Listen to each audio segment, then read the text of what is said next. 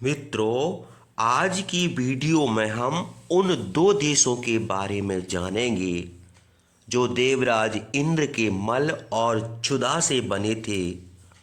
उन्हीं देशों में ताड़का नाम की यक्षिणी रहती थी, जिसने दोनों देशों को मानव और हिंसक जीवों से उजाड़ दिया था। तो मित्रों, इंद्र के मल से उत्पन्न दोनों देशों का क्या नाम था और ताड़का कौन थी? वह किसकी पुत्री थी? इसमें इतना बल और शक्ति कहाँ से आई और ताड़का को किसने मारा था? तो आइए जानते हैं हम इस वीडियो में। तो वीडियो को अंत तक पूरा जरूर देखिए। रामचंद्र ने मार्ग में एक घने वन को देखकर महर्षि विश्वामित्र से पूछा, हे महर्षि, इस वन में अनेक हिंसक जीव और अनेक प्रकार के पक्षी भयानक शब्द बोल रहे हैं।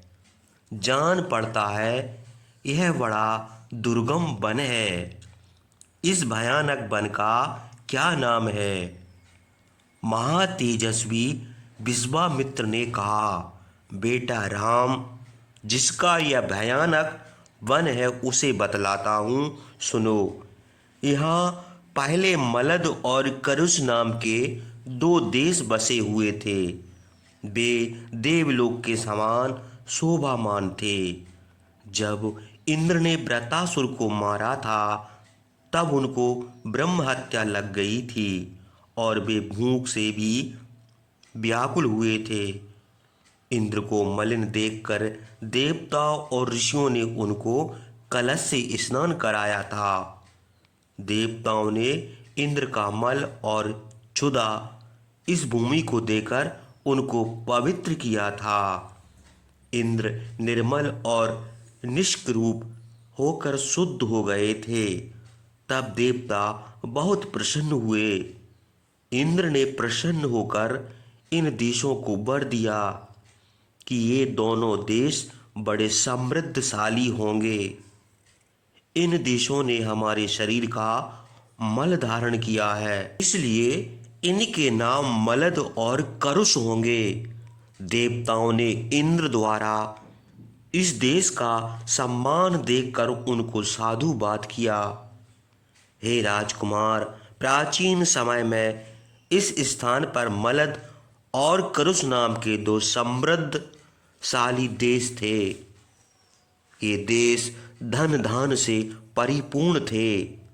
कुछ दिनों से एक काम रूपनी यक्षिणी यहाँ रहती है। उसका नाम ताटका है। वह सुंदर राक्षस की स्त्री और 1000 हाथियों के बराबर बलवती है। इंद्र के समान पराक्रमी मारीच राक्षस उसी का पुत्र है। उसकी भुजाएं बहुत लंबी हैं। उसका मुंह और डीड लोल बहुत भारी है। वह भयानक राक्षस प्रजा को सता रहा है। वह इन दोनों देशों का विनाश कर रहा है। ताटका नाम की दुष्ट राक्षसी भी मलद और करुष देश का विनाश कर रही है। वह इस समय यहाँ से 2 कोस पर मार्ग रोके हुए बैठी है। अतएव जिधर ताटका बैठी है उसी मार्ग से चलना चाहिए। हे राम, तुम मेरी आज्ञा मानकर अपने बाहुबल से उस दुष्ट राक्षसी को मारकर इस देश को फिर निष्कंटक करो। उस भयानक राक्षसी के डर से इस देश में कोई नहीं आ सकता। यदि कोई आता है तो उसे वह मार डालती है। हे राम, हमने इस वन के भयानक होने का कारण बतला दिया है। उस राक्षसी ने आज भी अपना काम नहीं छोड़ा है। वह अब भी पहले की तरह इस देश को पीड़ित कर रही है। विश्वामित्र के उत्तम वचन सुनकर पुरुष श्रेष्ठ राम ने कहा, हे महर्षि, मैंने तो सुना है कि यक्ष जाति बलवान नहीं होती, फिर इस स्त्री को 1000 हाथियों का बल कहाँ से मिला है? महापराक्रमी रामचंद्र की यह बात सुनकर विश्वामित्र ने प्रसन्न होकर कहा, ताड़का के बलवती होने का कारण बतलाता हूँ, सुनो। वह अबला वरदान के प्रभाव से इतनी बलवती हो गई है। प्राचीन समय में सुकेतु नाम का एक बड़ा बलवान सदाचारी यक्ष था। उसकी कोई संतान नहीं थी, इसलिए वह संतान के निमित्त तपस्या करने लगा। उसकी तपस्या से प्रसन्न होकर ब्रह्मा ने उसे ताड़का नाम की कन्या दी।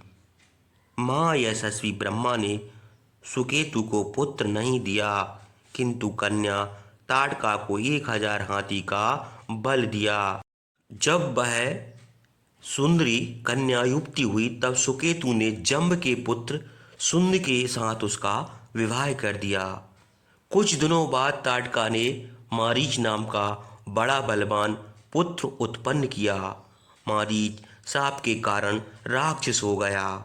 महर्षि अगस्त्य के ने सुंद को शाप देकर मार डाला। इस कारण ताड़का और उसका पुत्र मारीच उनको मार डालने की घात में रहने लगा। जब ताड़का और मारीच दोनों क्रोध करके गरज कर महर्षि अगस्त्य को खा जाने के लिए उनकी ओर झपटे, तब उन्होंने मारीच को शाप दिया कि तू राक्षस हो जा। महर्षि ने क्रोध होकर ताड़का को भी शाप दिया कि तू मनुष्य का भक्षण करने वाली है, इसलिए तू भी भयानक रूप धारण कर। इस शाप से ताड़का को भी बड़ा क्रोध हुआ और वह इस देश को उजाड़ने लगी, क्योंकि पहले महर्षि अगस्त्य का आश्रम यहीं था। हे राम, गो ब्राह्मण के हित के लिए उस बलवती दुष्टा दुराचारणी राक्षसी को तुम मार डालो। हे रघुनंदन, तुम्हारे सिवा तीनों लोकों में दूसरा कोई मनुष्य उसे नहीं मार सकता। हे पुरुष श्रेष्ठ, तुम स्त्री समझकर उसका वध करने में घृणा ना करो। राजकुमार का कर्तव्य है कि वह चारों वर्णों के हित का काम करे। राजा की रक्षा के लिए राजा को दयालुता, निर्दयता, पाप और अपराध सब तरह के काम करने चाहिए। राजाओं का यह सनातन धर्म है, इसलिए रामचंद्र, इस अधर्मनी राक्षसी को तुम मार डालो। सुना जाता है कि विरोचन की कन्या मंथरा पृथ्वी का विनाश कर देना चाहती थी, उसे इंद्र ने मार डाला। शुक्र की माता ने दानवों के अनुरोध से इंद्र को मार डालना चाहा था, भगवान विष्णु ने उसे मार डाला। इसी प्रकार और भी अनेक राजपुत्रों और श्रेष्ठ पुरुषों ने अधर्म करने वाली स्त्रियों का वध किया है। यदि तुम भी स्त्री वध का घृणा को छोड़कर मेरी आज्ञा से ताड़का को मार डालो।